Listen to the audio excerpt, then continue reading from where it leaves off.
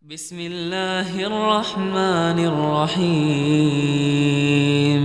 Nasihat Rasul yang kedua ini ada hubungannya dengan nasihat pertama. Kalau kita kembalikan kepada surat Al-Mu'minun ayat 3. Jadi yang pertama salat, alladzina hum fi salatihim khasyi'un. Nah, nasihat kedua, jangan kamu mengucapkan satu kalimat yang kamu akan minta maaf karenanya pada esok pagi. Walladzina hum 'anil lagwi mu'ridun. Bahwa orang beriman yang dijamin beruntung, sukses, bahagia adalah orang-orang yang menjauhkan diri dari perbuatan dan perkataan yang tidak berguna. Maka Bapak Ibu yang dirahmati Allah, rumusnya begini: berkata baik, tanda orang baik, hasilnya tenang. Berkata jelek, tanda orang jelek, hasilnya gelisah. Berkata benar, tanda orang benar, pasti tenang. Berkata salah, tanda orang salah, dan pasti hasilnya gelisah. Berkata jujur, tanda orang amanah, pasti tenang. Sedangkan berkata bohong, tanda orang munafik, pasti gelisah. Orang qanaah ini akan mendapat ketenangan hidup ya. Qanaah itu merasa cukup dan selalu bersyukur kepada Allah.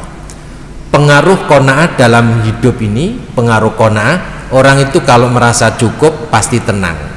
Begitu tenang bisa menikmati, begitu bisa menikmati bersyukur, dan akhirnya apapun yang diterima menjadi barokah. Ini hadisnya. Kemudian ada hadis lain, ini juga orang itu kalau bangun pagi sehat, ada persediaan untuk makan, itu orang yang bersyukur dan qanaah, dialah orang yang bahagia. Sebaliknya Pak, orang itu kalau merasa kurang selalu gelisah. Begitu gelisah selalu mengeluh, begitu mengeluh pasti kufur, dan begitu kufur tidak barokah. Karena hidupnya tidak barokah, maka menjadi tamak dan rakus. Rasul menyampaikan bahayanya orang tamak dan rakus adalah seperti ini: dua serigala yang lapar, yang dilepas di tengah kumpulan kambing, tidak lebih merusak dibanding dengan sifat tamak manusia terhadap harta dan kedudukan yang sangat merusak agama.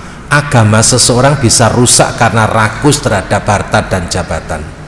Nah, ini membabi buta. Sungguh pun babi itu tidak buta.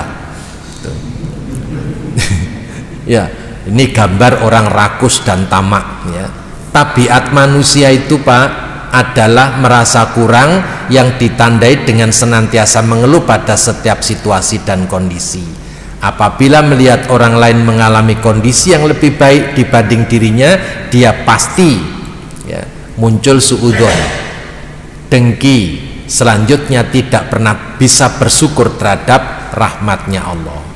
Orang tamak Bapak Ibu, sikap rakus dalam kehidupan merupakan siksaan yang paling berat ya, karena tidak pernah bersyukur dan atas rahmat Allah dan tidak pernah menerima dengan sabar segala karunia Allah. Kayak seperti ini. Jadi orang rakus ini bukan hanya makan uang, tapi sak garbu-garbunya juga dimakan sekali gitu ya. Sampai kapan kamu kuat makan gitu ya. Bapak Ibu, ini kan dikejar banyak orang ngumpul-ngumpulin ini kan, ngitung-ngitung ini ya. Ini. Nah, memamerkan uangnya, hidupnya harus megang ini semua ya. Imam Ghazali mengingatkan, harta adalah pelayan kita, bukan majikan kita. Maka jangan jadikan harta seperti majikan kita ya. Orang sekarang kan yang dikejar ini Pak, kanan kiri oke kan ya. Kanan gendong wanita, kiri gendong harta ya. Lupa Tuhan itu. Nah akhirnya ini lagi asik ngejar dunia, tahu-tahu meninggal dunia. Ini dikejar-kejar orang, dihitung-hitung ya, ditumpuk-tumpuk, diperhatikan setiap hari, akhirnya kesini Pak, dan itu nggak dibawa ya. Orang ngumpul-ngumpulin ini ya, nah ditoto, diamati, ditoto lagi, taruh di rak itu ujungnya ke sini Pak, itu ya nggak dibawa kan gitu ya. Nah, orang menyediakan transportasi pribadi seperti ini ya, sampai dilapisi emas ya, mobilnya pun juga warnanya emas, ujungnya naik ini Pak ya, naiknya ini, dan tidak mungkin ini dikasih tulisan Pajero, itu tidak mungkin ya. Mesti tulisannya la ilaha illallah, nggak mungkin hono coroko doto sawolo podo joyonyo monggo bodongo, nggak mungkin, mesti tulisannya la ilaha illallah, nggak mungkin pakai Pajero itu. Rodanya ya kakinya manusia ya, orang bawa ini ditumpuk-tumpuk, tidurnya di atas ini, tahu-tahu tidurnya di sini itu. Wallahu alam bisawab, saya kira ini